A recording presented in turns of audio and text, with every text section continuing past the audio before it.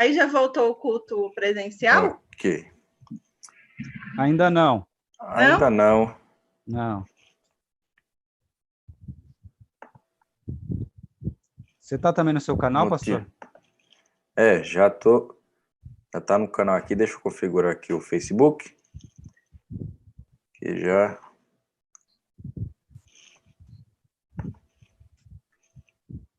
estamos no ar. Só vou configurar aqui corretamente.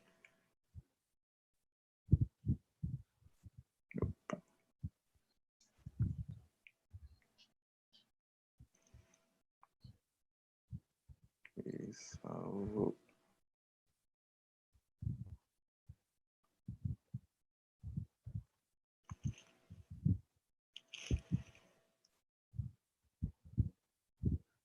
Então, no YouTube ainda não aparece como... Ainda deve estar um pouquinho devagar no YouTube. No Facebook. Cadê? Ultimamente ele está...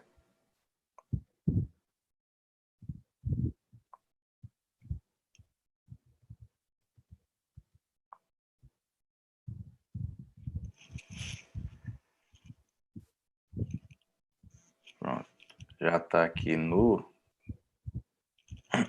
Facebook.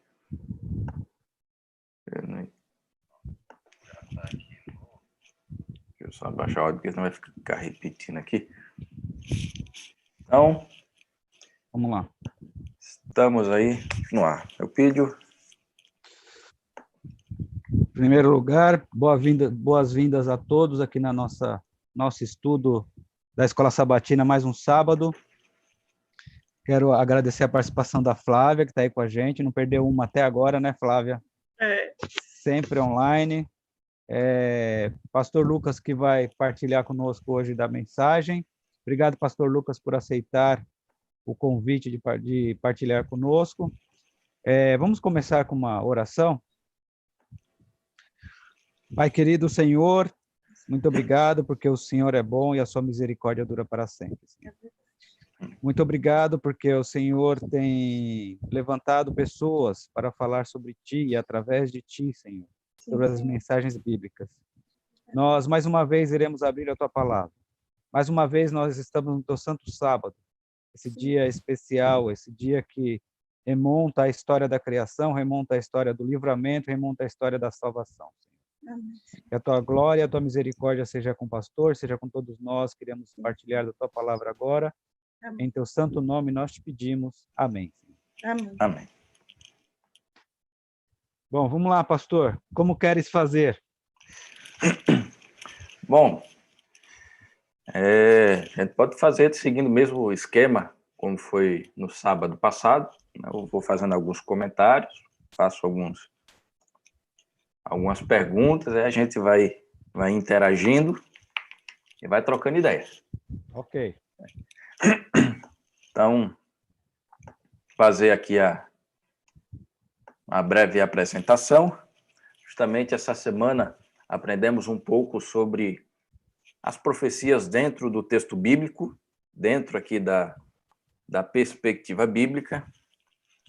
E, basicamente, nós vemos aqui 2 pontos essenciais. Primeiro, alguns princípios de interpretação profética.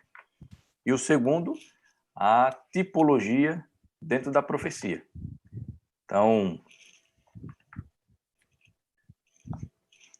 do domingo, segunda, terça e quarta, princípios da interpretação profética, e aí, na quinta-feira, um pouquinho da tipologia.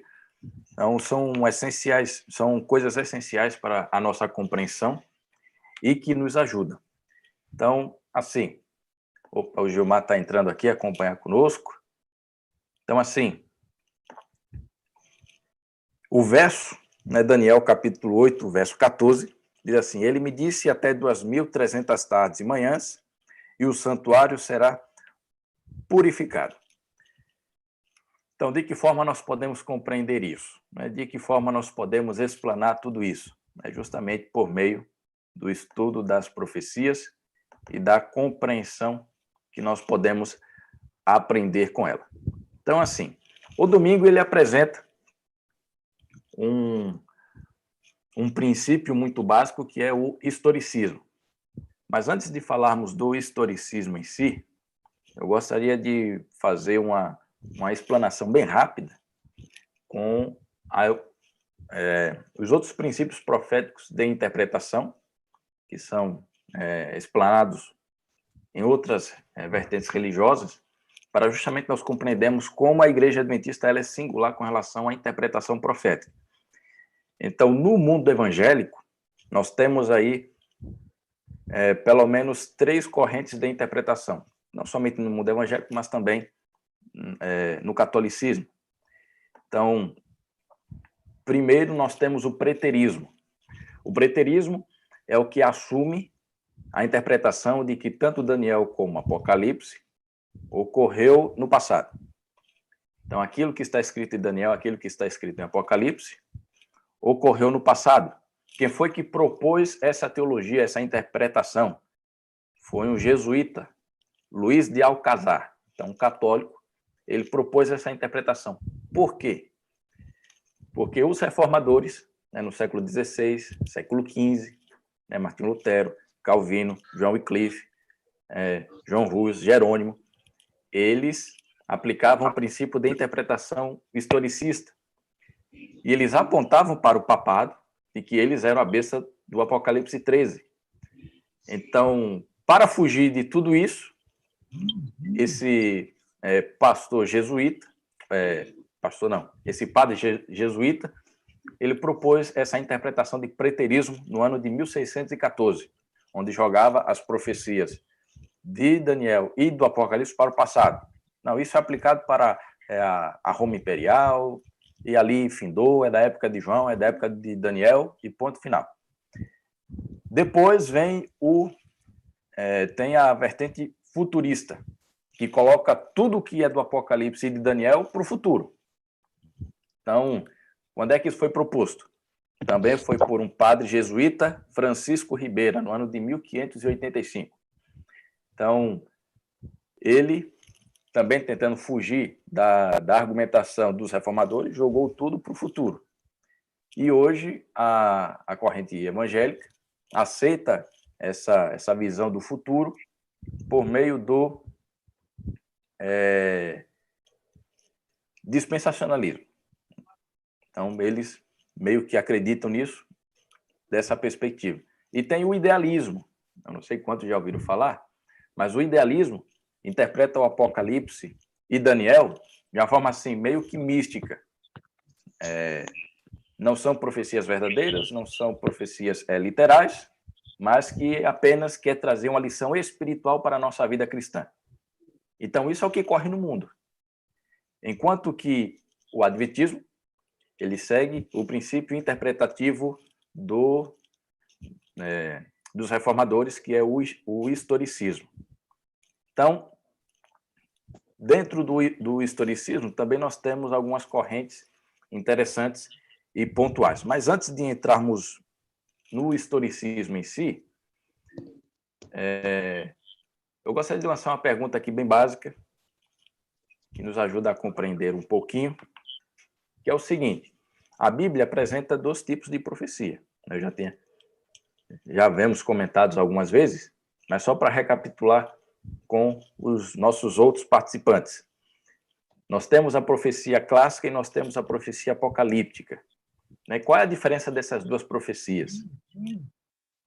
Será que é a mesma coisa, ocorre no mesmo evento, ou tem diferenças? Então, que diferenças são essas? Pastor, dentro da profecia clássica, são coisas normais, não traz em si nenhuma coisa de animais diferentes, seres mitológicos, nada disso. Ela sempre traz aquilo que eles conhecem, aquilo que eles veem, aquilo que é local, nada de diferenciado. E na clássica, ela se cumpre ou não.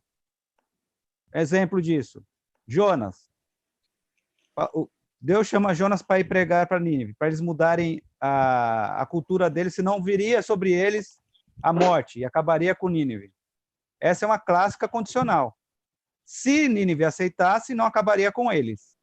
E se eles não aceitassem, acabaria com eles. Então, a profecia clássica. Uma profecia apocalíptica, ela já vem para outro modelo. Ele traz animais diferentes, que é o caso de Daniel.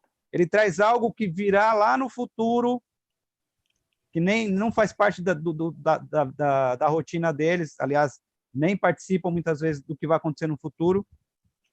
Só que ela não é condicional. Ela é séria, ela vai acontecer. Quer o homem ou não, isso vai acontecer. Um exemplo disso é a estátua de Nabucodonosor, o sonho de Nabucodonosor. Essa é uma apocalíptica. Ele traz a época dele, depois dele e além dele, lá para o tempo do fim. Então, essa é uma apocalíptica. Mais ou menos em síntese isso. Isso aí. Estou vendo. Mais alguém quer comentar? Né, Gilmar, seja bem-vindo. Feliz sábado a você e aos demais que estão nos acompanhando aqui. Mais alguém gostaria de fazer um comentário, um acréscimo? Por enquanto, não. Tudo bem. Então, como o Eupídio bem falou, essas são coisas bem fundamentais e que nos ajudam. A profecia clássica é presa ao próprio tempo do profeta, não traz nenhum símbolo e a sua interpretação é quase que 100% literal. Enquanto que a profecia apocalíptica, ela abrange um período muito longo, né? Pode se referir ao tempo do profeta, mas principalmente é a tempo muito futuro, que não é do tempo do profeta, e é carregado de símbolos, é carregado de sinais, onde cada texto ali, cada termo da profecia é quase que um símbolo. Então, isso é bastante interessante. E dentro disso é que a Igreja Adventista ela tem a sua base historicista, que ela enxerga as profecias de que forma? Elas não são nem totalmente do passado, nem tampouco totalmente do futuro, ou que é apenas princípios espirituais para a vida cristã. Não. A profecia, na perspectiva historicista, são eventos que ocorrem ao longo do tempo, que abrangem o passado, o presente e o futuro. E que esses eventos são relacionados à história da humanidade. E aqui, como o Eupídio já colocou, na lição do domingo, temos o relato do sonho de Nabucodonosor. Então, umas perguntinhas aqui. Quais são, né, os aspectos desse sonho da estátua que indicam que isso é uma ocorrência histórica e não apenas algo pontual do momento do profeta ou algo assim espiritualizado, idealizado? Por que Daniel 2, 27 a 45 é um ocorrido histórico? Pastor, deixa eu fazer primeiro uma colocação breve anterior. O que me chama muito a atenção no relato do sonho, no versículo 27 do capítulo 2, Daniel menciona alguma coisa que para a gente faz algum sentido, mas muitas vezes para pessoas não fazem muito sentido. Daniel menciona o seguinte: nem magos, nem encantadores, nem astrólogo pode interpretar ou dizer o seu sonho. Mas Deus, ele já faz uma diferença entre as crenças, mas Deus revela o mistério, que é um mistério. E quem revela mistério? Deus. Não adianta o homem querer revelar mistério. Ele chama a atenção do rei, falando para o rei que ele teve um sonho que contaria até os últimos dias do mundo. Então, ele começa contando a história. Aí ele começa falando, a cabeça representa a Babilônia, representa o seu reino. E aí ele vem para a segunda parte. O peito e os braços representam um reino que vem depois de você, que é mais fraco do que o seu e vai te vencer. Depois ele fala, e esse reino depois vai ser passado por outro reino, que representa a cintura. E aí ele fala, e esse reino ainda vai ser passado por outro reino. Então ele vai contando uma história ao ponto de precisar quem vem depois, qual é a nação que vem depois dele, que vai tomar conta de tudo. Dentro desse conceito, ele está fazendo o seguinte, eu estou contando a história, e no final da história ele vem ainda e fala assim, olha, e vai vir uma pedra, foi cortada sem auxílio de mão, que vai acabar com tudo isso. Não terá mais esse reino terrestre, porque essa pedra não é nada que o homem possa imaginar. Ela vem de cima, ela vem de fora daqui. E essa pedra vai tomar conta de tudo. E quem é a pedra? É o reino sagrado de Jesus. Muito bom. Mais algum comentário? Mais alguma complementação aí dos nossos colegas? Você também que está pelo Facebook, que está pelo YouTube, estamos acompanhando aqui você, também aí pelo Twitter. Mande sua pergunta, mande sua contribuição, sua colaboração, e aí nós estaremos aqui interagindo também na nossa Escola Sabatina, né? Então, quero dar aqui um abraço às pessoas que estão nos acompanhando, e aí temos aí a Maria Elza, a Roselande Zonato, temos nosso amigo Anderson, nosso amigo Ed, então, estão aí junto conosco. Pastor, deixa eu só ler um comentário aqui do YouTube, do Ed. Pode ler. O Ed fala o seguinte: o sonho do Nabucodonosor vai até o momento em que Deus estabelecerá o seu reino na terra. Olha aí. Precisamente. Isso mesmo. E justamente um ponto bem interessante que o Eupídio colocou, que assim, o que nos traz a certeza de que esse sonho é um relato histórico. Porque o próprio Daniel já identifica que o início da profecia começa com o reino de Babilônia.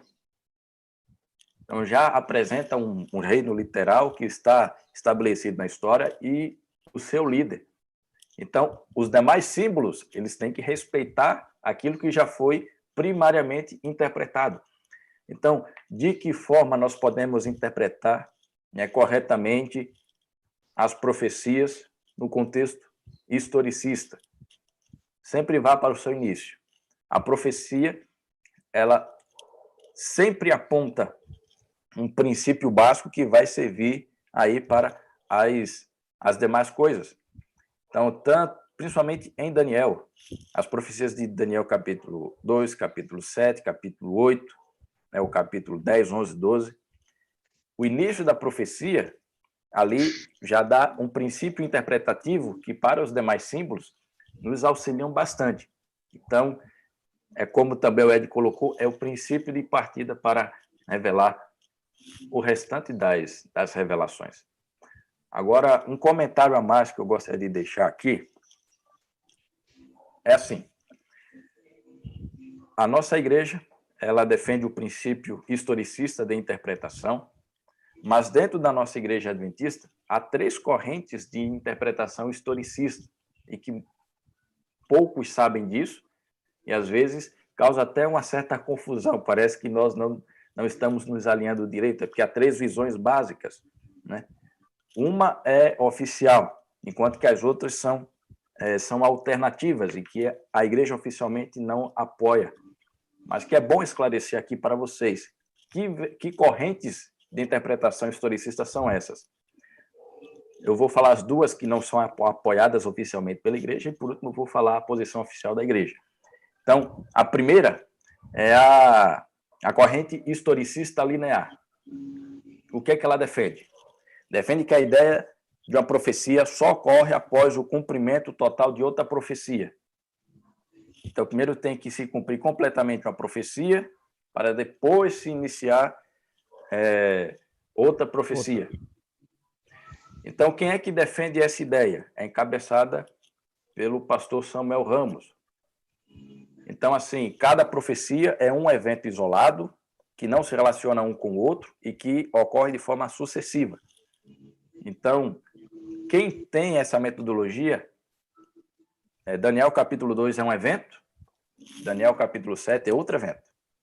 Não são relacionados e um só inicia quando o outro termina completamente. Quando nós vamos para Apocalipse, as 7 igrejas é uma profecia, um evento isolado. 7 selos, uma profecia, um evento isolado. 7 trombetas, uma profecia, um evento isolado. Então, eles defendem essa linha, mas que não é muito coerente.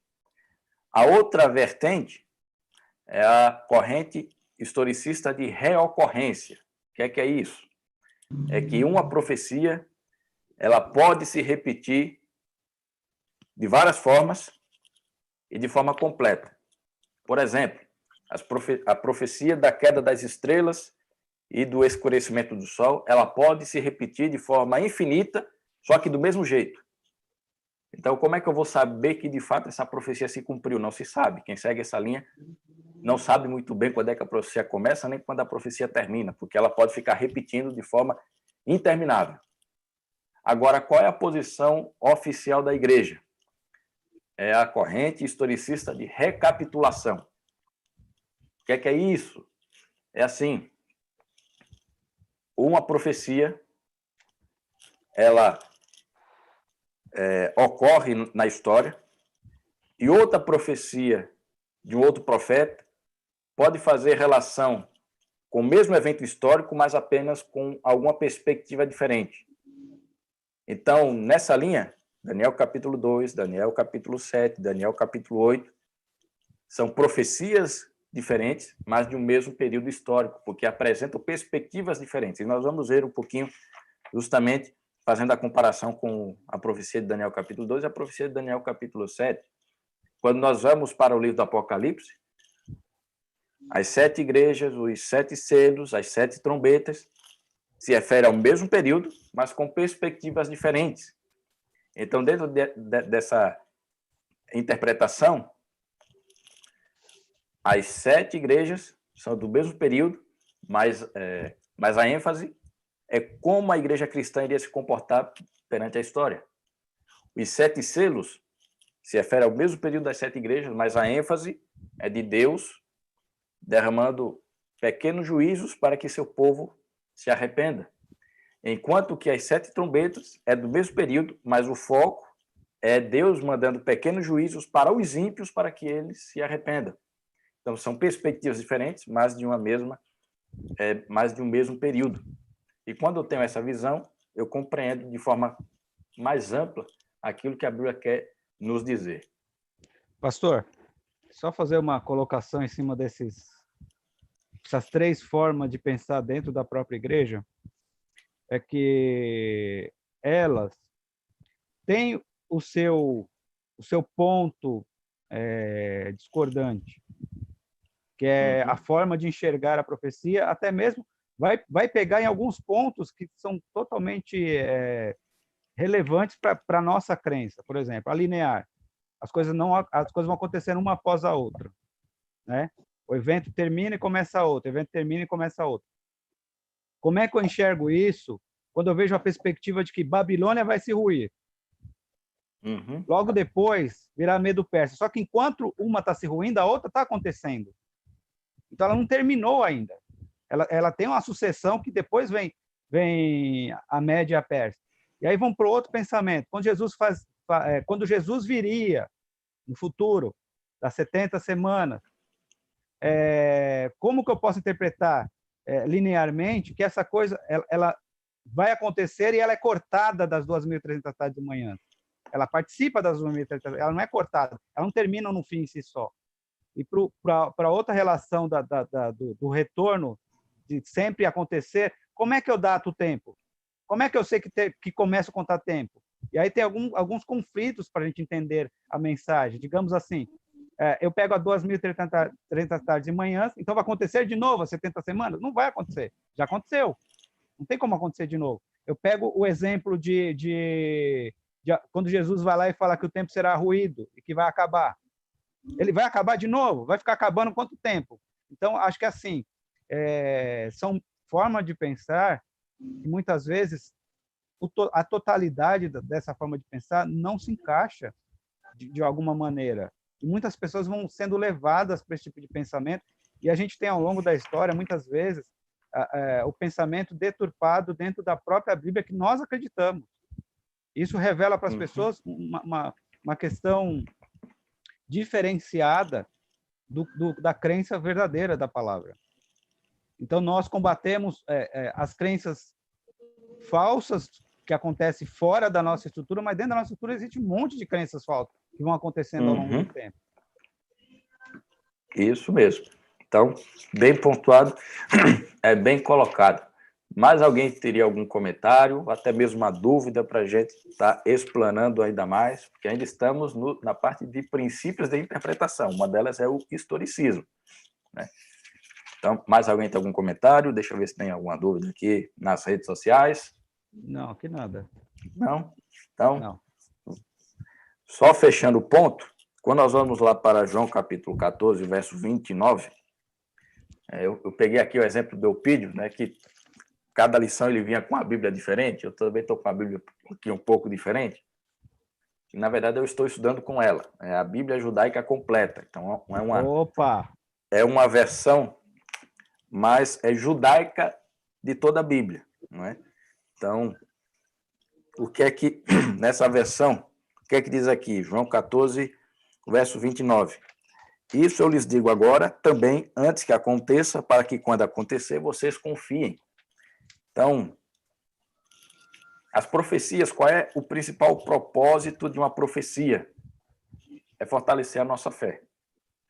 Muitas vezes, nós colocamos a profecia como tentar prever o futuro, tentar definir datas, épocas e tudo mais, mas Cristo falou aqui, deixa bem claro, olha, o princípio do que eu estou falando agora não é vocês determinarem quando as coisas vão acontecer, mas é quando elas acontecerem, vocês confiem, a sua fé seja fortalecida, você tenha plena certeza de que o Deus que você aceita é um Deus verdadeiro, não é um Deus falso.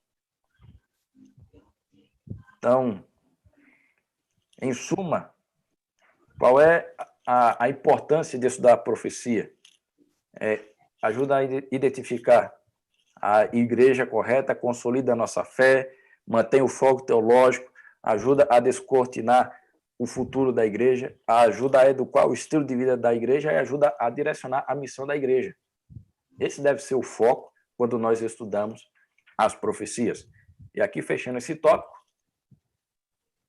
um princípio de interpretação é a visão historicista, onde se vê a ocorrência das profecias ao longo da história humana, que vai desde o passado até o tempo do fim. Ou seja, é um período extremamente longo, não é algo contido em uma época, mas que vai ao decorrer das épocas da história humana. E o outro ponto que a lição nos coloca é justamente o princípio dia ano. Esse é o que traz bastante confusão dentro da interpretação profética, que é assim, quando nós vamos lá para as profecias, tem épocas. Então, às vezes, a profecia fala de 46 meses, às vezes a profecia fala de 70 semanas, às vezes a profecia fala de 2.300 tardes e manhãs. Como é que nós identificamos esse período? O que é isso? São dias literais, não são dias literais? Então, como é que nós podemos compreender melhor esse princípio de tempo dentro da profecia? É literal ou é simbólico? Então, aí com vocês. Pastor, acho que a gente tem aqui dois textos na lição, que é Números 14 e 34, acho que e Ezequiel 4, 6 e 7, para a gente dar uma lida. Eu acho que isso já dá uma abertura para a nossa interpretação da pergunta.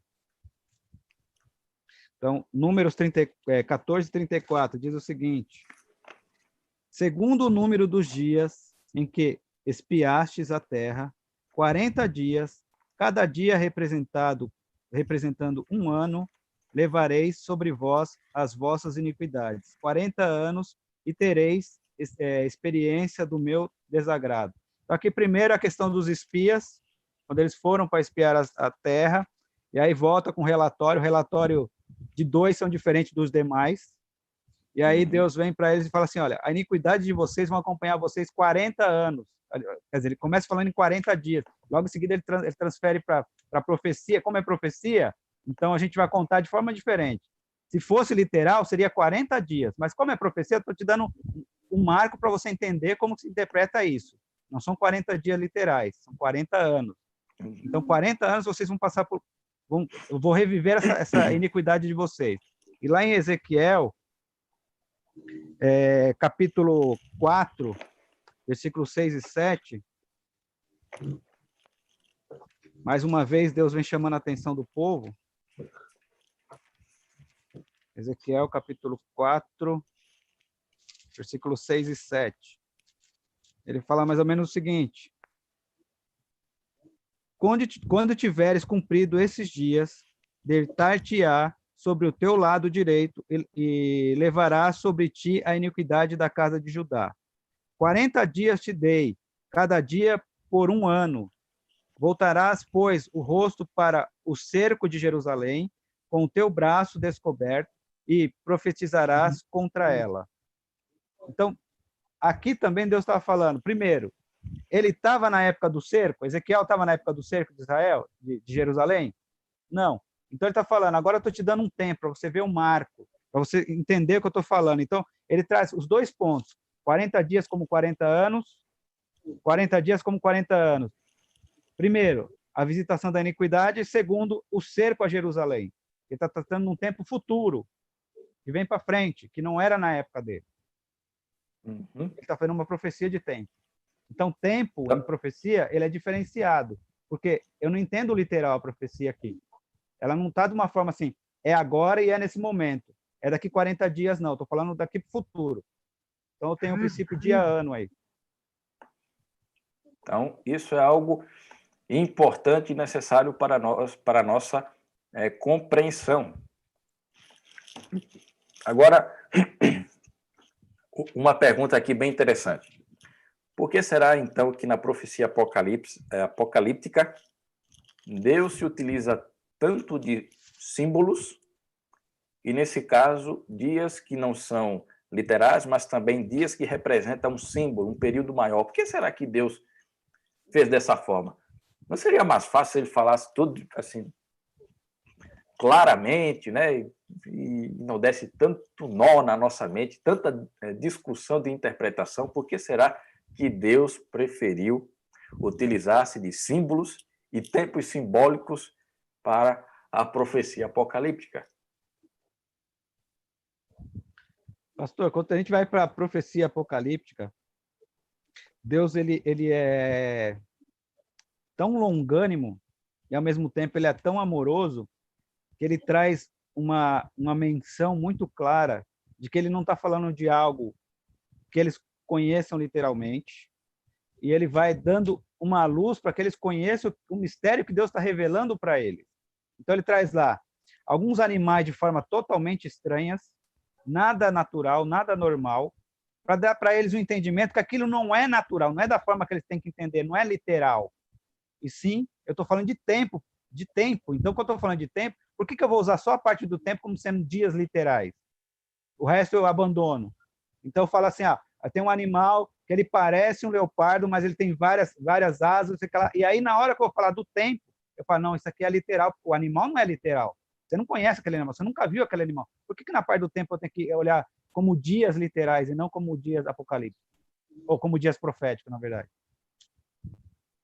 Então, justamente, é bem interessante isso.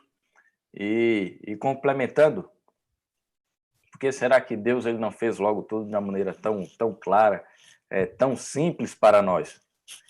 É porque Deus estabelece esses símbolos para servir como uma proteção, mas também servir como uma revelação. Proteção de quê? Se as profecias apocalípticas que falam, Deus tivesse revelado de uma maneira plena, hoje nós não teríamos acesso a ela. Porque ela fala de reinos, fala de instituições religiosas, aponta erros de várias procedências. Então, se tudo estivesse escancarado, eu acho que dificilmente a parte profética estaria disponível para nós hoje na palavra de Deus. Mas também é uma forma para que os verdadeiros filhos fiéis que amam a sua escritura possam compreender ainda mais a Bíblia e a saber que Deus está no comando de tudo. E aqui, justamente no princípio dia-ano, como o Eupídio bem falou, se o animal é simbólico, se é algo que não existe no nosso meio ambiente. Por que, então, acreditar que os dias são literais? Não, os dias são simbólicos. Então, o princípio de ano nessas profecias, uso simbólico, longos períodos de tempo, e tem expressões peculiares. Ou seja, em profecia, nós nunca vamos ver a expressão ano. Na profecia apocalíptica. Nunca veremos a expressão ano. Né? Podemos aí rodar Daniel e Apocalipse e algumas partes do livro de Ezequiel, e nós não veremos ano. Como já foi falado, nós veremos meses, nós veremos tempos, veremos dias, veremos semanas, porque é uma representação de um período mais longo. Então, agora vamos para a parte que é mais controversa ainda. Porque Pastor, aprendemos dois... Deixa eu só fazer um comentário. Uma das primeiras profecias que nós temos, ela não é clássica, porque ali ela representa algo, não é um animal normal, é Gênesis 3:15. Assim. É a primeira profecia apocalíptica que a gente tem na Bíblia, se você for pensar. Porque ele está falando com uma serpente que não fala, que é diferente, mas eles estão vendo a serpente falando. Mas quem está por trás da serpente? Satanás. E aí ele fala, a descendência dela, o que faria, e o descendente daquele povo, o que queria fazer no futuro. Então ele está falando da vinda do Messias, ao mesmo tempo que vai acontecer 6.000 anos depois. E aí ele fala o seguinte, olha, tá vendo isso que vai acontecer? Tudo isso que ele está fazendo só vai ferir o calcanhar dele, mas quando ele vier e ferir a cabeça, aí acabou. Mas qual é o tempo que está ali contado? Não tem tempo marcado ali. Ele virá no futuro. Eu não estou dando dias, mas ele virá. Então, é justamente isso daí. Flávia, pode falar? A Bíblia, então, é toda profética, do Gênesis ao Apocalipse? 30% dela. 30%. 30% da Bíblia, ela é profética. Né? Então, assim, dentro da Bíblia, nós vamos ter profecia, nós vamos ter poesia, nós vamos ter história, nós teremos parábolas, né? Teremos cartas. Então, às vezes, nem tudo é tão assim definido. Tem momentos, tem passagens bíblicas que parece que é um pouco misturado. Então, nesse caso, em Gênesis capítulo 3, nós temos ali um relato literal, mas que no meio dela tem uma profecia. Às vezes, nós teremos uma determinação muito clara do que é profecia. Nesse caso, Daniel capítulo 7. Né? Quando você lê, está bem definido ali, é uma seção totalmente separada, aquilo, de fato, é profecia. O de José, os sonhos de José, era profecia também ou não? O sonho de José foi uma profecia para o tempo dele, referente à vida dele.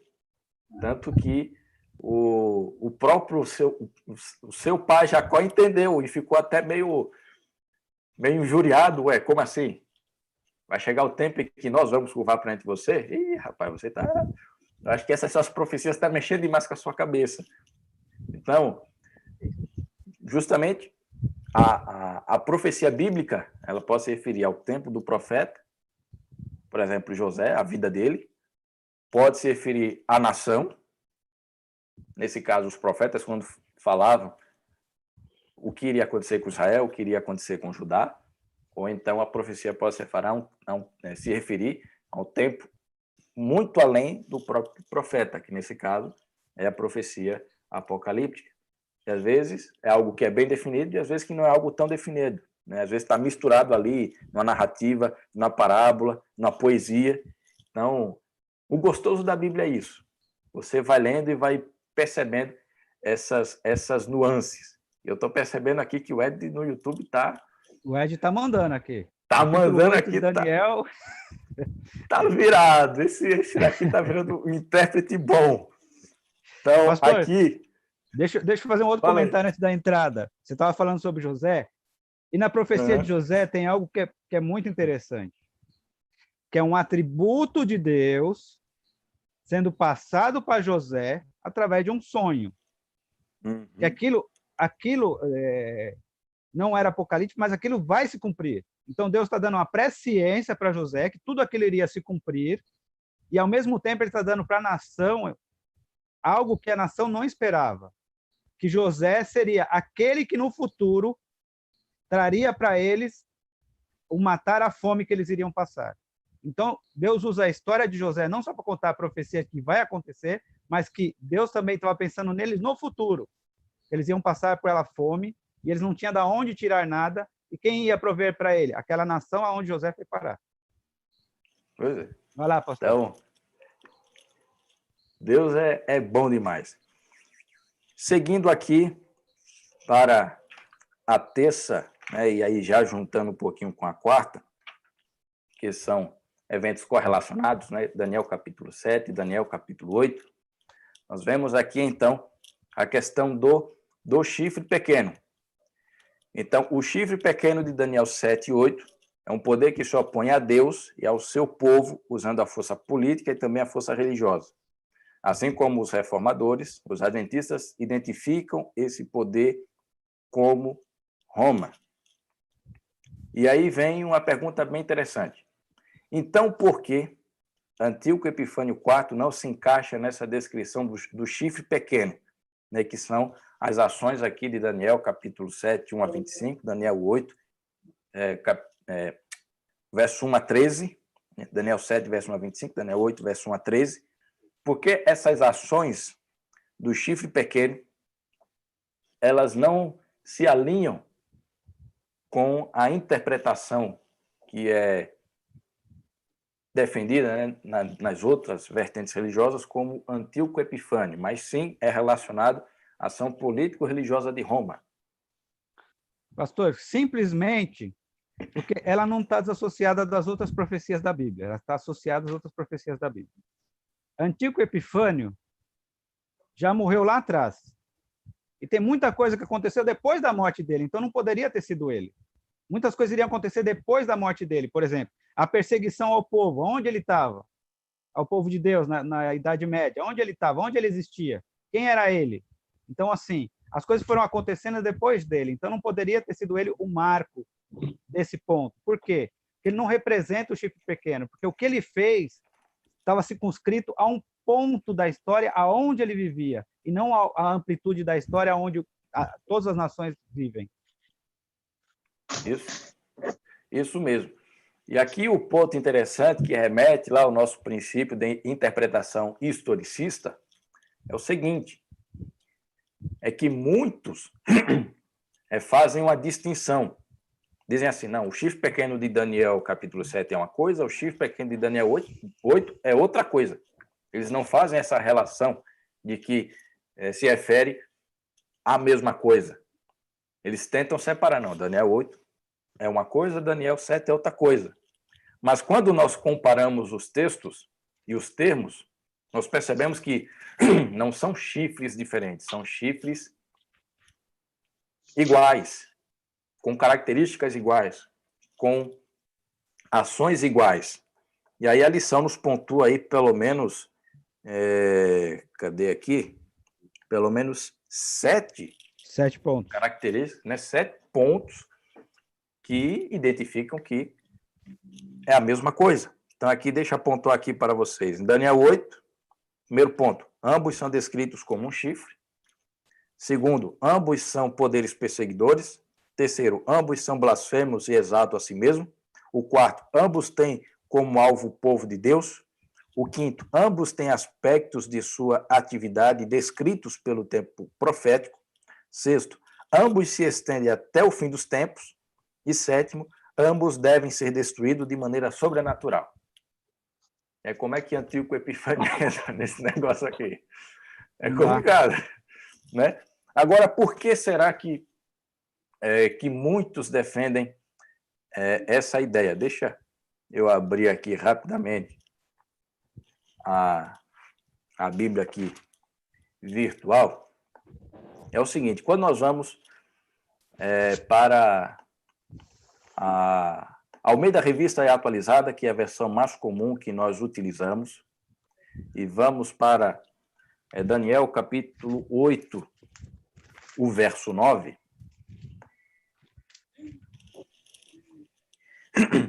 Então, aqui entra também a questão das versões. Profecia é interessante compreender quando nós começamos a comparar versões, comparar linguagens e vamos percebendo algumas nuances, algumas diferenças. Então, por que será que muitos acreditam que Antíoco Epifânio IV é esse chifre?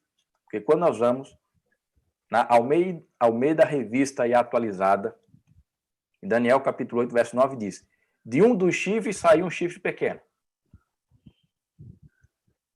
Então, aqui, está dizendo, não, é do chifre pequeno, é de um dos 4 chifres lá, que são os 4 generais de Alexandre o Grande. De um deles é que sai esse chifre pequeno. Mas quando nós vamos aqui, nesse caso, a versão que eu estou, a Bíblia Judaica Completa, quando nós vamos aqui ler o verso 9, o que é que diz? De um deles saiu um pequeno chifre. Percebeu a diferença? Enquanto que na Almeida Revista Atualizada diz: de um dos chifres saiu um chifre pequeno. Nessa versão aqui que eu estou, disse: de um deles saiu um pequeno chifre. Então, o que é isso? Como assim? Aí, nesse caso, necessita ir para o texto original.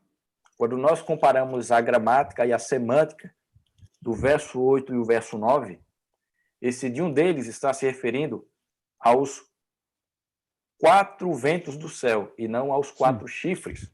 Porque quando nós vamos para o verso 8, diz assim, ó, o bode se engrandeceu sobremaneira, e na sua força quebrou-se-lhe o grande chifre. Vamos aqui já interpretar. O bode representa a Grécia.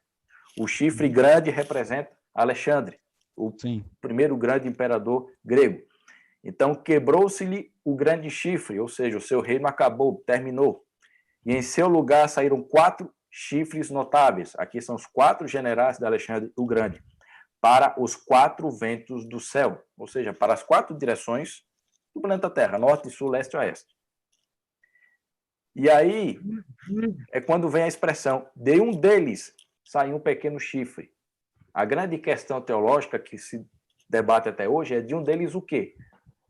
Aqui na tradução Almeida Revista e Atualizada, ele já assume a interpretação de que esse chifre pequeno veio dos 4 chifres. Mas quando nós olhamos a gramática do texto hebraico, esse de um deles se refere aos 4 ventos do céu, e não aos 4 chifres. Ou seja, de um dos 4 cantos da terra vem esse chifre pequeno, e não dos 4 generais. E aí reforça justamente a interpretação de Daniel capítulo 7, a ação desse chifre pequeno.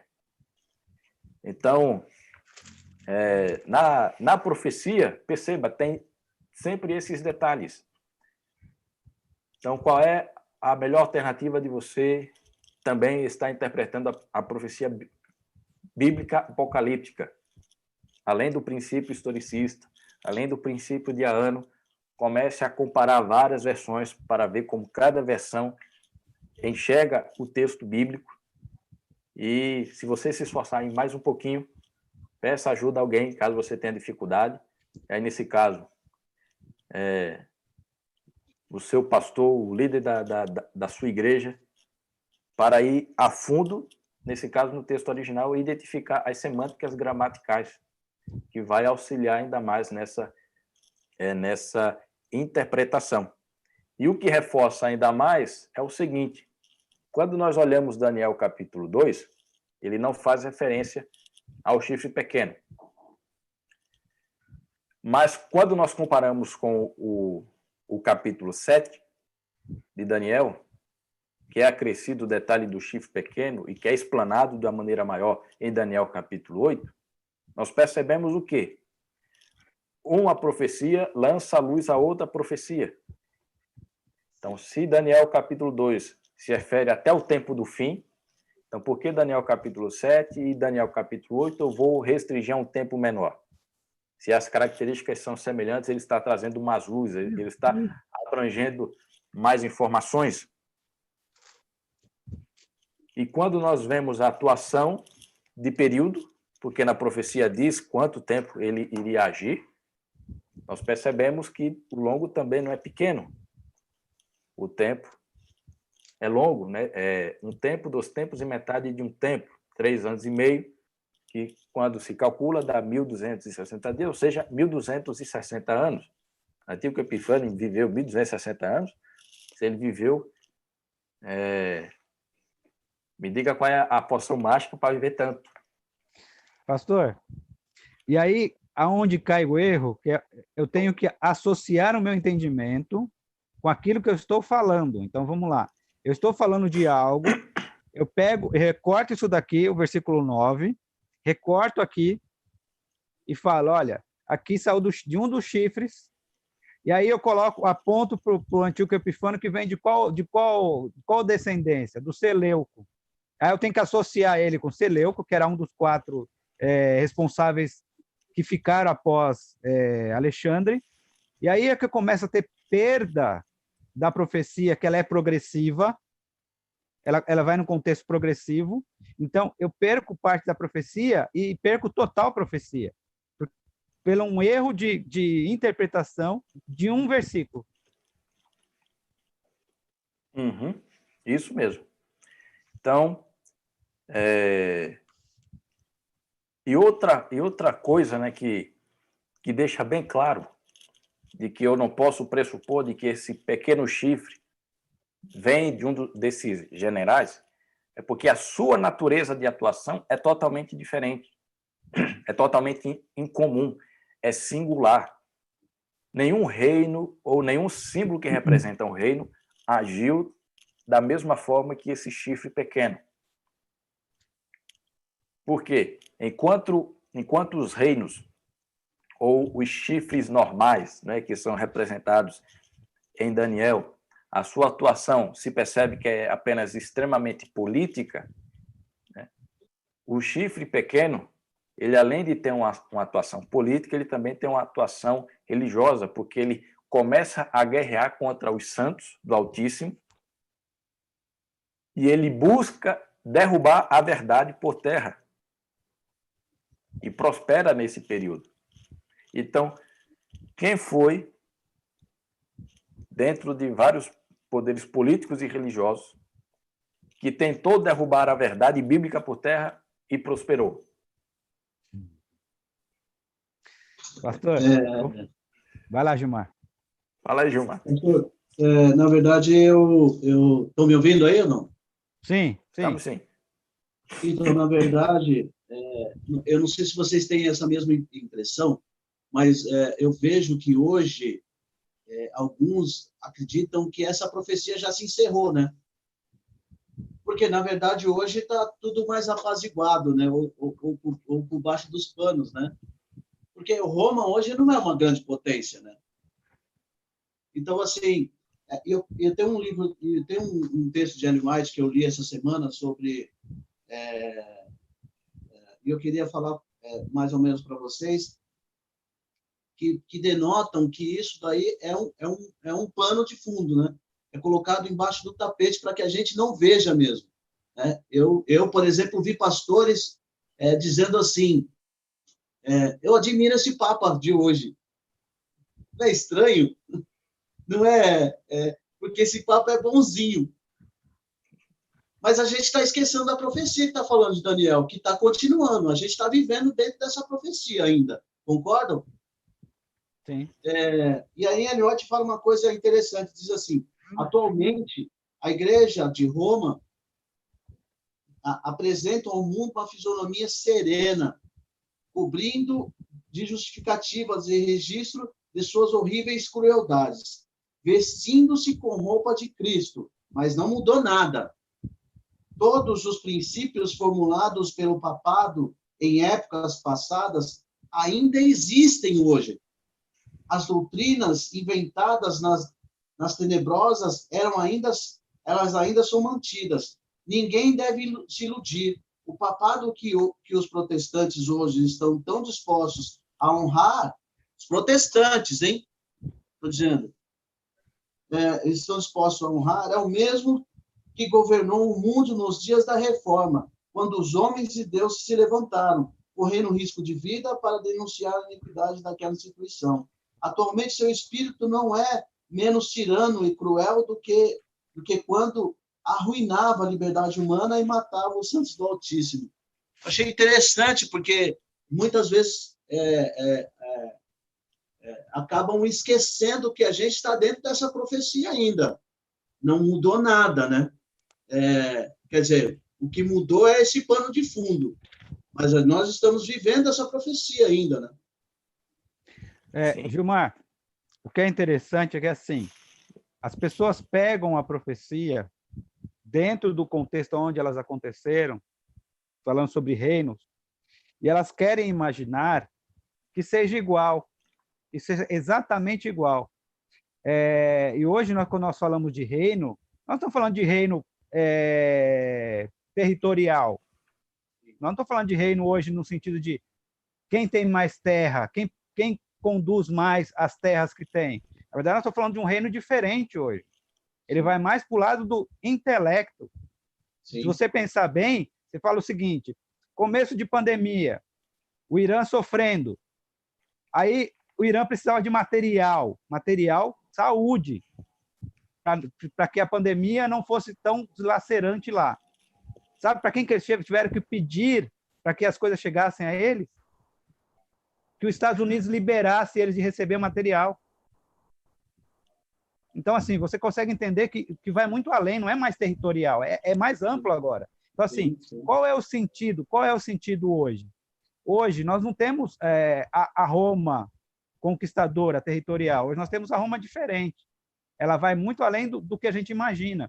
Eu lembro muito bem, na juventude, não era tão jovem assim, já era bem mais velho, quando João Paulo veio para o Brasil parou, e eu me lembro muito bem, eu não era de nenhuma religião protestante naquela época, eu lembro muito bem, muitas pessoas protestantes indo até lá para ver ele passar.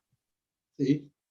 Então, assim, é muito maluco isso, é um poder que exerce, é um poder que vai além da estrutura territorial. Então, é algo que nós devemos entender, que muitas vezes nós focamos em pessoas e em território, mas a profecia, ela fala do sistema como Sim. o foco. Então, o sistema ainda está em pé. Essa é a grande questão. Ela agora não está agindo como agia no passado, porque a profecia determinou o tempo que ela iria agir, 1260 anos, mas a sua influência ela ainda é forte e vai ser retomado. Aqui vai fugir um pouquinho do nosso tema, mas aí eu deixo um gancho, né, para um próximo momento. Ela vai ser retomada com a segunda besta de Apocalipse, capítulo 13. Porque em Apocalipse 13 nós temos duas bestas. O tempo da primeira besta já passou, mas ela ainda exerce influência sobre a segunda. E a segunda besta que vai fortalecer a primeira novamente. Ou seja, engana-se quem acha que a profecia já encerrou, já foi, né, tempo passado. Não. Ela continua. E a lição reforça isso em que ponto? Né? Nós já identificamos aí quem é o chifre pequeno, com relação ao juízo de Deus, ao juízo investigativo. Então, o que é que ocorre, né, depois que o relato bíblico fala sobre a atuação do chifre pequeno em sua plenitude?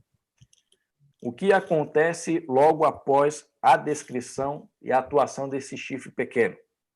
Que é justamente Daniel capítulo 7, verso 8 a 14, e Daniel 8, o verso 14 e o verso 26.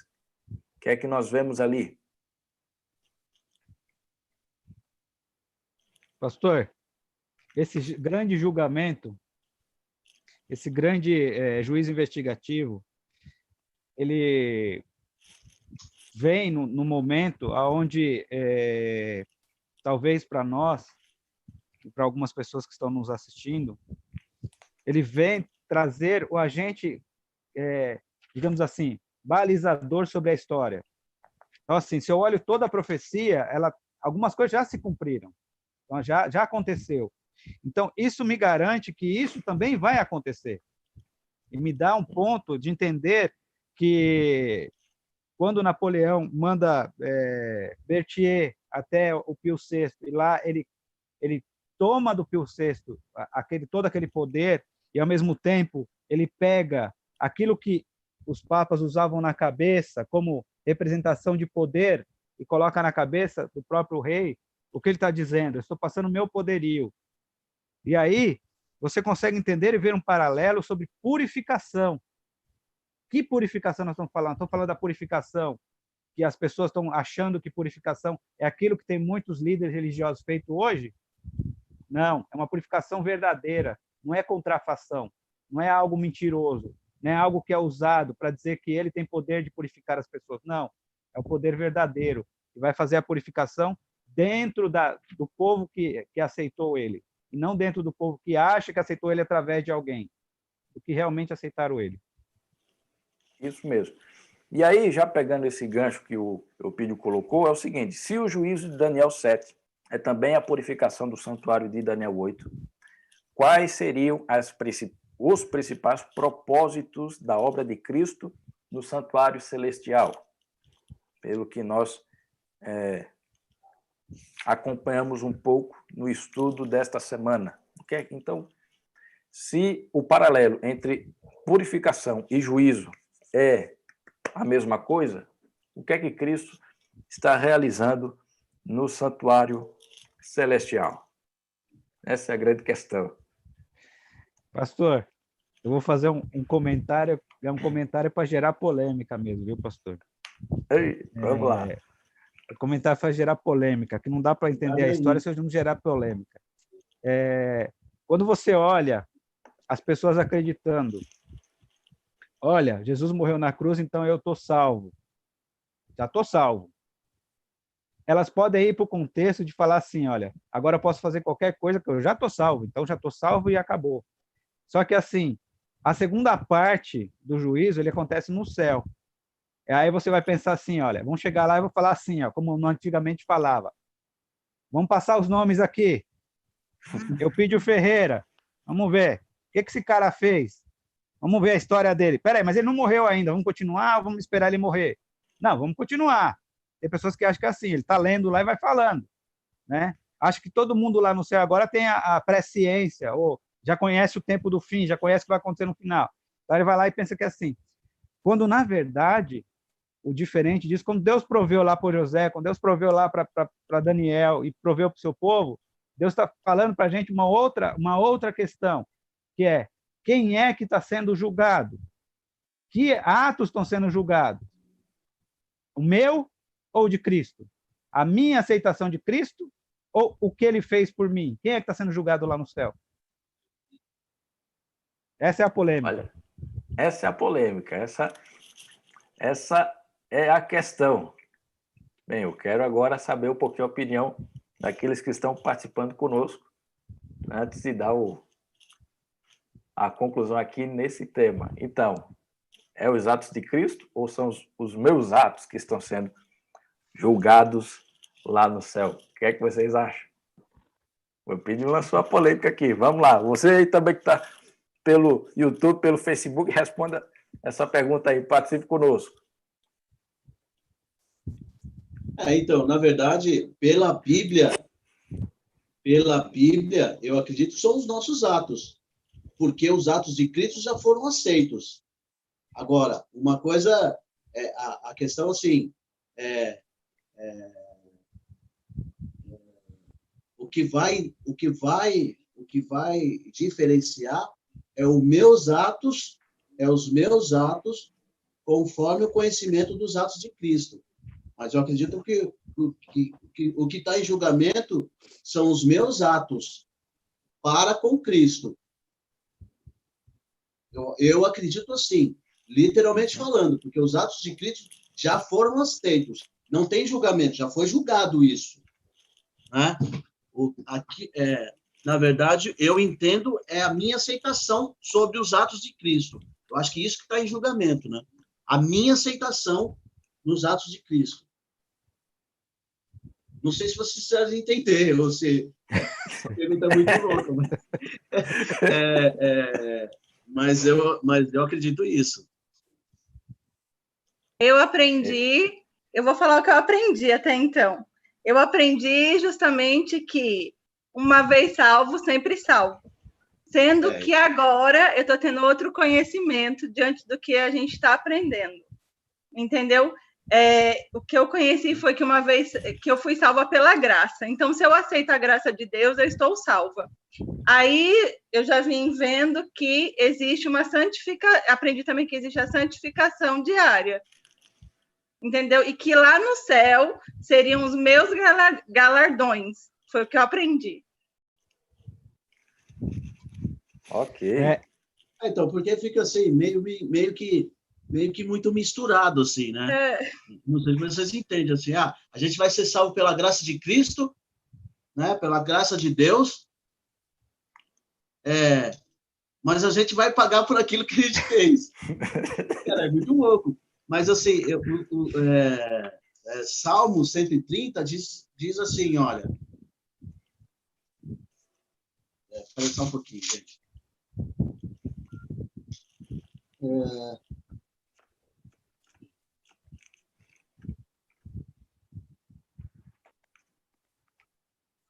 Se tu, ó Senhor, observares as iniquidades, ó Senhor, quem subsistirá? Ou seja, se ele for olhar para dentro do Gilmar, para dentro de qualquer um de nós, quem é que vai ser salvo? Entendeu? Então, assim, é meio confuso isso daí, porque, assim, nós vamos ser salvos pela graça de Deus. Eu acredito que a gente vai ser salvo pela graça, porque se ele for muito criterioso na nossa vida, daqui não vai meia dúzia. Pastor, já que eu lancei a polêmica, deixa eu dar minha versão da história. E depois eu quero a sua conclusão. Vamos lá. No céu, existe um grande julgamento. Não é só o julgamento da raça humana. Existe um julgamento sobre tudo aquilo que Deus fez ao longo da história. Isso acontece no céu. Por quê? Porque você tem que entender o seguinte: se fosse para colocar o tabernáculo como a forma de remissão de pecados, só o tabernáculo, você iria ter que julgar tudo o que o homem fez somente. Tudo o que o homem fez e ponto. Como existe o tabernáculo e ele se estende até Cristo, como o tabernáculo verdadeiro, ou o sacrifício real, você entende o seguinte: tudo o que Deus fez no passado até agora é julgado.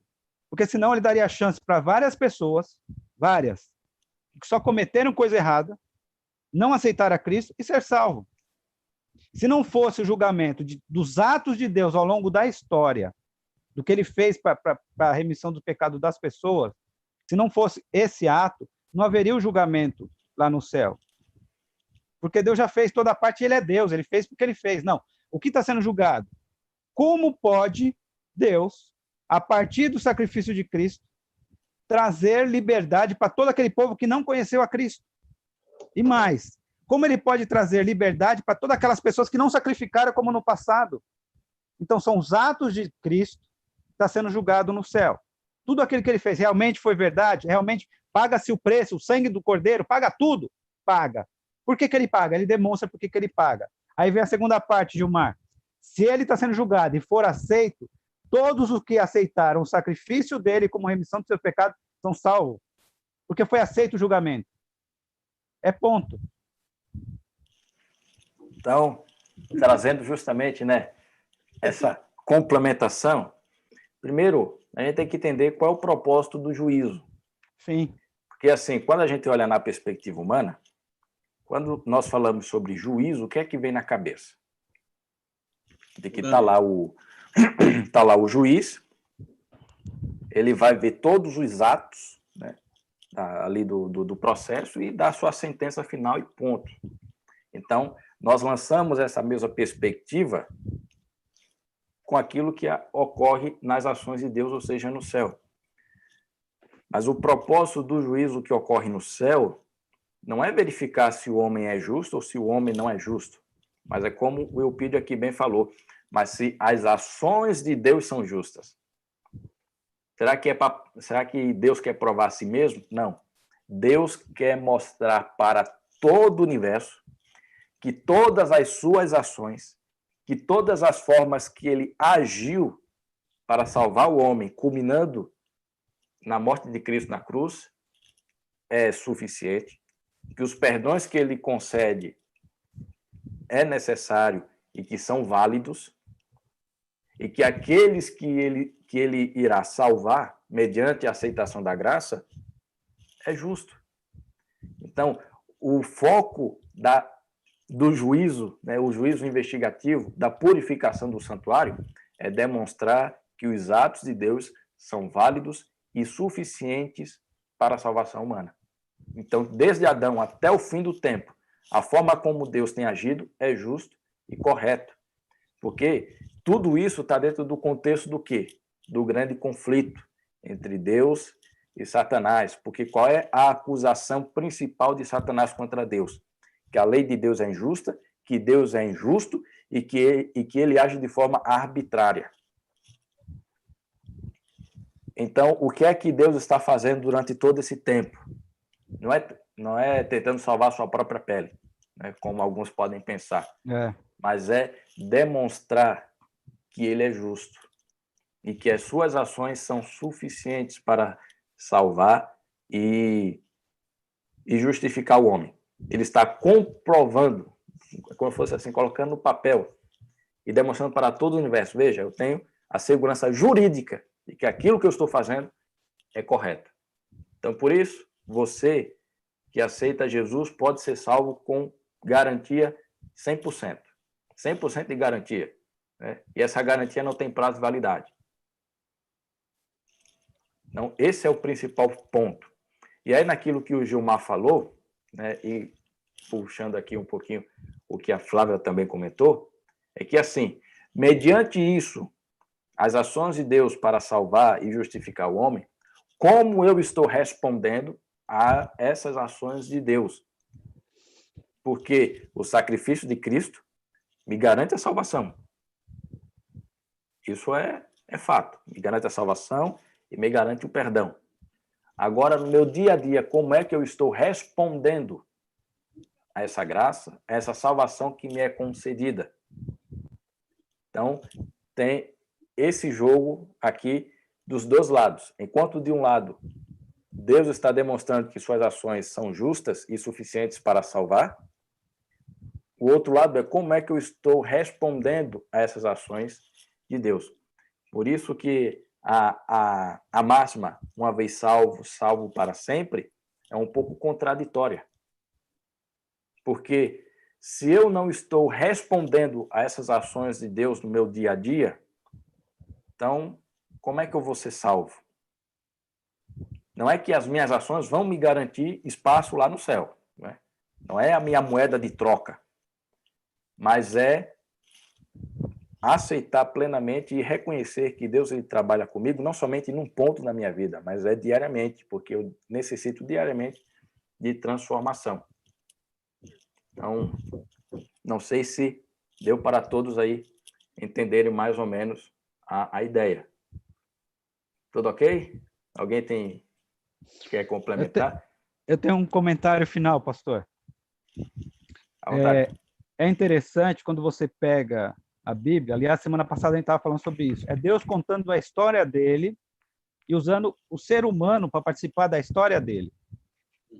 Quando você entende isso, você não mais terá dúvida sobre o que está acontecendo lá no céu. Porque é Deus contando. Se ele contando, ele está contando a história dele e o julgamento dele sobre todas as coisas e torná-lo justo. Porque, assim, se você analisar, é muito interessante isso, você tira da frente um monte de teorias que são contraditórias. O exemplo que a Flávia falou, ela aprendeu, alguém ensinou ela falando que uma vez salvo, salvo para sempre. Não uma vez salvo, salvo para sempre. Ela é progressiva, porque a Bíblia é progressiva. Se você não vai progredindo a Cristo, você não tem salvação. Não existe essa salvação para sempre. É a famosa teoria que a gente entende muito bem, que eu posso fazer... Algumas pessoas nasceram para perdição e outras pessoas nasceram para salvação. É outra teoria totalmente infundada, porque não depende do ser humano, é de Cristo. Então, se eu aceito Cristo, eu não nasci, nunca vou nascer. Que Deus justo seria esse? Eu nasci já para perdição. Não importa o que eu faça, eu estou perdido. Que Deus justo é esse? Então, são teorias que vão se enfurnando dentro das crenças, porque não vê a palavra como uma totalidade. Vê a palavra, vai pegando pedaços da palavra e vai tirando o entendimento, eu acho que aquilo representa a palavra toda, e não, nunca representa a palavra toda. Isso mesmo. E aí, indo para os... E, na verdade, finalmente... Pedro, pode falar. Na verdade, Pedro, hoje em dia, hoje a gente vê muita coisa que as pessoas acreditam que estejam na profecia e que, às vezes, são muita viagem, né? Hoje a gente vê muita coisa, por exemplo, meus 20 anos que eu conheço a igreja, eu já vi muita coisa assim de, sabe, a fênix do cartão de crédito Visa que vai sair meu. Aí tem a questão de você fazer um sinal, porque aqui é o Nabucodonosor, significa Babilônia e os 4 jovens. E aí você faz assim porque é o símbolo do amor, porque gente, por favor. Então, hoje em dia tem coisa muito... Tem coisas... A profecia está ali na Bíblia. Não fica inventando mais nada. Ali está a profecia. Não inventa mais nada. Né? Ali é o juízo de Deus. Para de ficar inventando coisas. Né? Tem essas questões, né? Tem algumas pessoas que a profecia já tem os seus símbolos e aí eles inventam mais símbolos para interpretar mais símbolos. Né? Então, Exatamente. Aí traz mais confusão, né? Que diferença esses caras fazem dos judaizantes? Qual a diferença deles? Qual a diferença deles de pegar...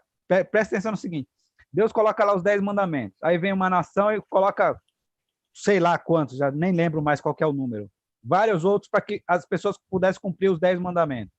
Qual é a diferença deles para a gente hoje? Que às vezes a gente vai pegando os símbolos e vai colocando sobre a palavra para poder significar a palavra. A gente não precisa mais disso. Não, só dando aqui o fechamento, tanto que eu já ouvi sobre a marca da Volkswagen, o símbolo da Honda. É complicado, né? É complicado. E o mais complicado é que isso é dentro do nosso meio, da nossa igreja, que fica trazendo né, esses negócios assim. E aí, em vez de esclarecer, causa mais confusão e ainda causa descrédito da nossa interpretação. Causa descrédito para as outras denominações, até mesmo as outras pessoas, sobre a nossa interpretação. É por isso que é necessário focar na Bíblia. Deixa eu fazer um comentário, que um dia uma pessoa me perguntou e me veio agora à cabeça. Um dia uma pessoa me mandou uma mensagem no WhatsApp, já faz muitos anos isso. A pessoa perguntou para mim, chegou para mim e falou assim, na cruz, Jesus bebeu ou não bebeu o que foi oferecido para ele? Lembra quando Jesus está lá o soldado levanta a esponja embebida para que ele pudesse beber. Aí a pessoa me fez essa pergunta, eu falei, mas por que você está me fazendo essa pergunta? O que está na palavra? Ela falou assim, porque eu preciso tirar uma dúvida. Eu falei, qual é a sua dúvida? Se ele bebeu do vinagre. Eu falei, tá, e que isso representa para você? O que isso quebra totalmente a história bíblica do pecado e da salvação na cruz? Porque as pessoas vão para cada caminho do tipo, ele não poderia ter bebido porque ele era um nazireu. Meu. Tem essas questões.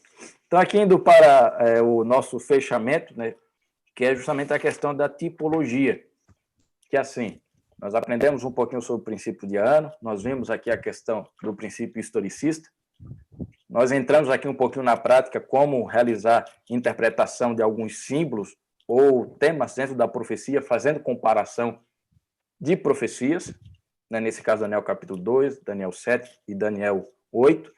E agora, para fechar, a questão da tipologia. O que é tipologia? O que é essa coisa de tipo e antítipo, né? Parece até uma palavra que não existe no dicionário. Eu mesmo, quando era criança, ficava escutando esse negócio, eu tentava imaginar tipo, antítipo, tipologia, que negócio é esse? Então, o que é tipo e antítipo, né? E como isso nos ajuda na interpretação profética. Deixa eu te falar que essa lição ela é tão boa que nós estamos a 1h24 tocando a mesma lição, porque ainda bem que o pastor não ia pregar hoje. Pois é, eu já pensei um pouco nisso. Não, eu vou deixar hoje, foca lá com a divisão, para ter mais tempo dessa lição, porque é necessário. Pastor, e tem uma história de que se você não entender a palavra, você vai trocar uma coisa pela outra. Se você ler antítipo, você vai pensar o seguinte: quem é o antítipo? É o que está sendo feito na Terra ou o que representa Cristo?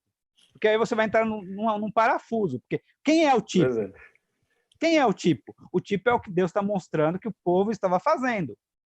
O que o povo fazia que representava o antítipo que era Cristo. Então, aí você consegue entender a história desde de Gênesis e vai percorrendo. Aliás, quando a gente vai ler lá na parte dos textos bíblicos que revela aqui, você vai ver uma coisa que é interessante. Eu vou até pegar aqui, eu tinha até fechado minha lição, que eu achei que o pastor já ia fechar. Vamos lá. Quando você pega aqui na parte da lição, ele traz uma menção muito clara, ele vai trazendo alguns textos bíblicos, né? Isso. E aí, quando ele vai trazendo esses textos bíblicos, ele vai fazendo o tipo e o antítipo. Então, vamos lá.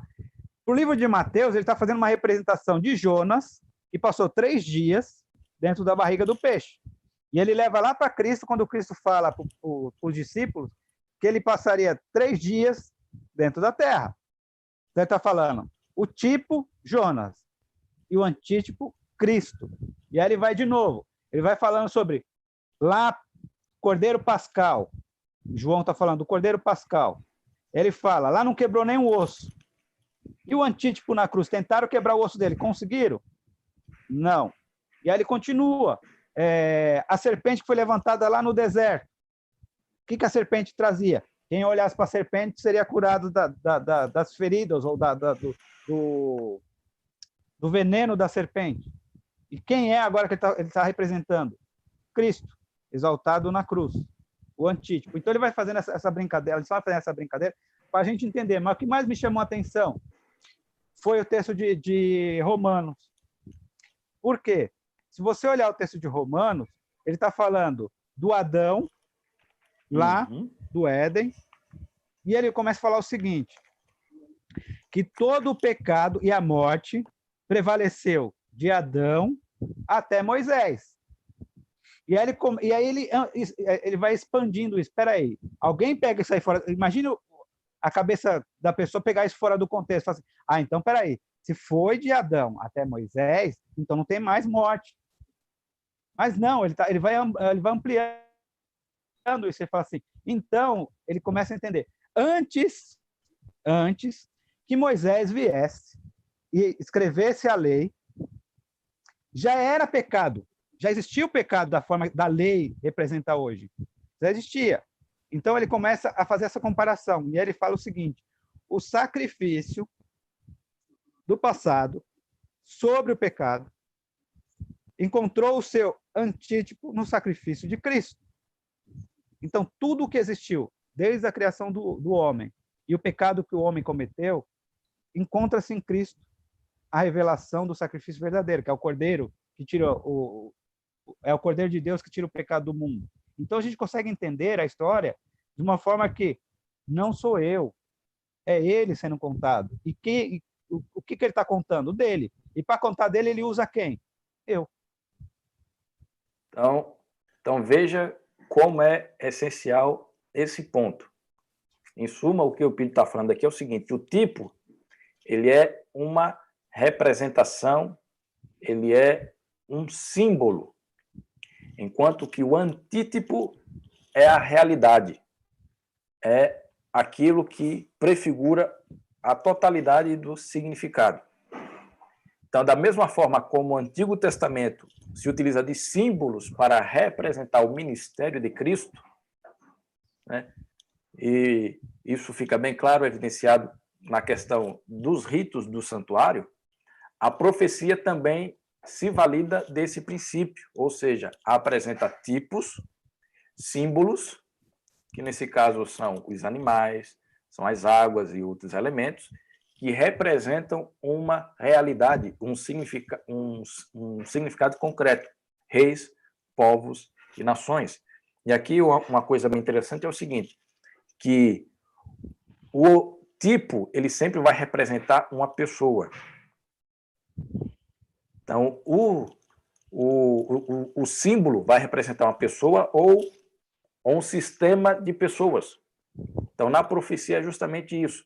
Os símbolos que ali estão contidos, o tipo vai representar uma pessoa ou um sistema de pessoas. Nesse caso, um sistema político, um sistema religioso. Então, aqui, na lição, nós percebemos 3 princípios básicos. Historicismo, princípio de ano e a tipologia. Um símbolo representa uma realidade concreta, que sempre é envolvido na ação humana. Então, isso é o que nós podemos aqui aprender do conteúdo da lição desta semana. Então, vamos para as nossas considerações finais. Gilmar, você teria alguma consideração final a colocar para encerrarmos a recapitulação de hoje? Então, na verdade, eu queria fazer um comentário desse antídoto que eu aprendi uma vez que um pastor ele falou sobre a Santa Ceia, né? Que ele falava sobre o pão, né? E isso ficou na minha cabeça. E eu que estava falando isso ficou na minha cabeça.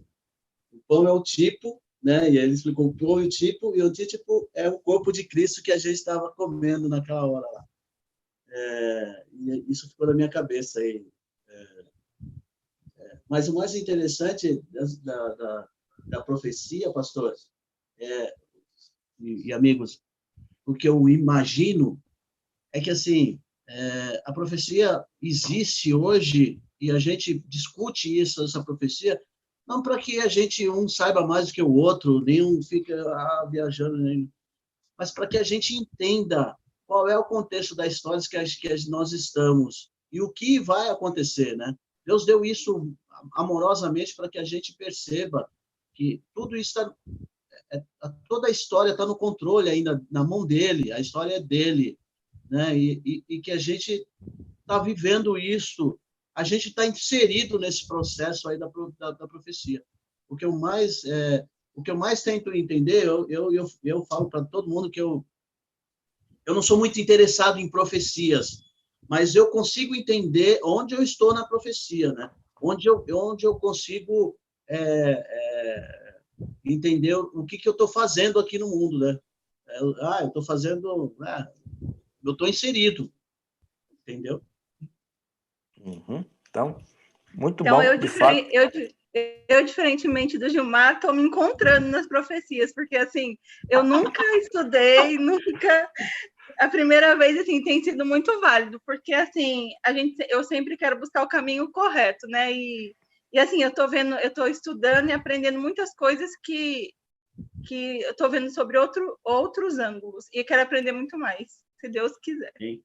E agradeço a vocês por isso. Amém. Eupídio, suas considerações finais? Pastor, minha consideração final é assim: toda vez que eu começo a estudar a Bíblia, a estudar a Deus, eu olho para mim, como ser humano. Eu falo, que Deus é este que pode me aceitar, vindo da onde eu vim, fazendo o que eu fiz, vivendo o que eu vivi, aliás, o que eu vivo hoje, que Deus é esse? Como é que ele pode? Como é que ele consegue? Como é que ele me aceita? Na verdade, sempre eu olho com esse, como é que ele me aceita? E se você olhar assim, você fala, aí você entende que o João diz que Deus é amor. E aí você entende que João também diz que Deus é justiça. Porque você fala, eu não me acho justo, mas se Deus me transforma em justo, que Deus é este? E aí eu vou fazer eu já fiz um comentário, vou fazer outro comentário do Ed aqui. O Ed, uma vez, aliás, o Edgar, uma vez, chegou para mim e falou assim, já que ele está aqui online, eu vou pedir permissão para contar isso, viu, Edgar e Ed? O Edgar, uma vez, chegou para mim e falou assim, Eupídio, vamos entrar aqui na sala e vamos fazer uma oração?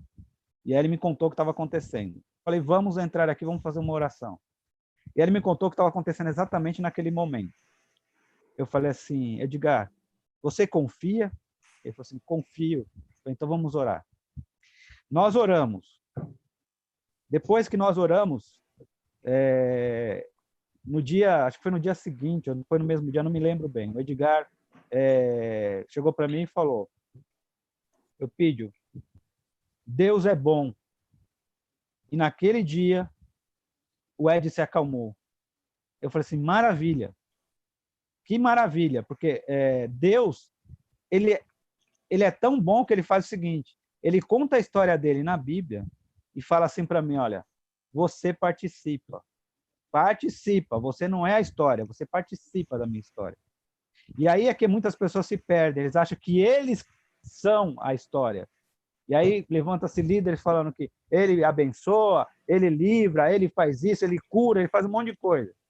Só que, na verdade, é Deus, não sou eu. Eu simplesmente peço. Eu me curvo e peço, Senhor. E aí é que vem a maior parte da história. Normalmente, quando eu peço para mim mesmo, eu me decepciono. Por quê? Porque eu acho que Deus não responde do jeito que eu queria. Agora, quando eu peço para Deus, responda do seu jeito, Senhor, eu aceito que ele responde. E aí muda diferente, e faz diferente. Muito bom. Então, aqui, pegando um pouco daqui que vocês já falaram, a profecia, ela nos ajuda a entender quem é o verdadeiro protagonista de todo o universo. E o que esse protagonista quer fazer. Ele quer salvar esse universo, ele quer salvar esse planeta Terra. E mesmo que no decorrer da história algumas coisas possam ficar conturbadas e complicadas, no fim vai terminar bem. Sim. No fim, aquilo que o protagonista, aquilo que Deus estabeleceu, vai ocorrer. Então eu posso ficar tranquilo e ter plena confiança de que o Deus que eu sirvo, o Deus que eu creio, ele é suficiente para me salvar, ele é suficiente para salvar aqueles que estão ao meu redor, que, como foi bem comentado aqui, o foco não sou eu, o foco é Deus, eu apenas sou um participante disso. E vou permanecer participando. Mas participando como? O que é que a profecia nos aponta? Não mais nesse mundo de pecado, mas sim no mundo restaurado, transformado por toda a eternidade. E aí eu vou colocar aqui o que o Ed comenta, é que nós somos participantes do plano de Cristo no seu reino. Então, esse é o ponto principal de se estudar a profecia. Como também já foi colocado, ver quem é mais inteligente, ver quem tem mais ciência, mais conhecimento, ver quem é o AIS da Bíblia. Não é isso, não. Às vezes, a profecia, você não pode nem entender tudo, mas se você entende que por meio dela é Deus agindo para nos salvar, tá bom. É o suficiente. Porque tá Deus aí, ele é justo. Ele é justo e fiel para nos salvar. Vou falar uma coisa para você, tem uma reclamação, hein? Semana passada o meu leite derramou e hoje já derramou 2 vezes. Não acertei, tá vendo que eu acertei a semana passada? Deixa eu só fazer um comentário, Gilmar. Semana que vem, vou fazer um comentário para todos que estão aqui e para quem está na internet. Semana que vem, o pastor Renan que vai passar a lição para a gente. Então, você coloca o seu leite antes, para que não derrame, viu? Eu vou comer antes, não tem jeito. Porque senão, semana passada foi 1, hoje foi 2. Se for em progressão aritmética, sábado que vem vai ser 4. Então é melhor se programar. Então vamos orar agradecendo a Deus por esse momento, por esse estudo tão bom e que esse restante sábado seja abençoado na presença de Deus. Oremos. Querido Deus, Pai amado Senhor, somos gratos a Ti pela Tua graça, pela Tua misericórdia e pelo momento de estudos que o Senhor nos proporcionou.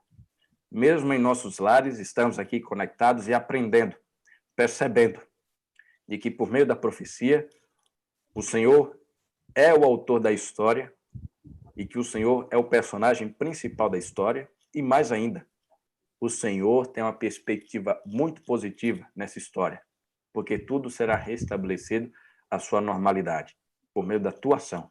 Nós somos participantes.